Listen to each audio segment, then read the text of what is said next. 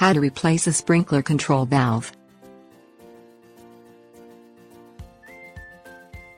The control valve on your sprinkler is the device that controls how much water is passing through your sprinkler system. Replacing a sprinkler control valve is not a difficult home improvement job, especially if you already know where the current control valve is and are able to access it easily. There are several types of control valves, but the most common, and easiest to use, is a ready-made manifold system. These are the most popular and easy to work with because you will not have to actually cut or remove any pipe to replace them.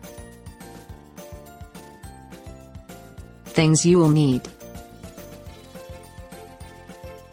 new manifold control valve, wrench. Turn the water supply to your home off before beginning this project by locating the water intake valve into your home and turning the water valve to the left. Locate your current manifold control valve. This will be located right at the hose bib, which is the end of the hose where the water would typically flow out. Remove your old control valve. Most valves are held together with threaded unions that you will be able to unscrew and detach with your hands. But if it seems stuck, use a wrench to get it started, and continue the process with your hands. Next, disconnect the other side of the control valve the same way, which will be connected to the shutoff valve. Install your new manifold control valve system for your sprinkler.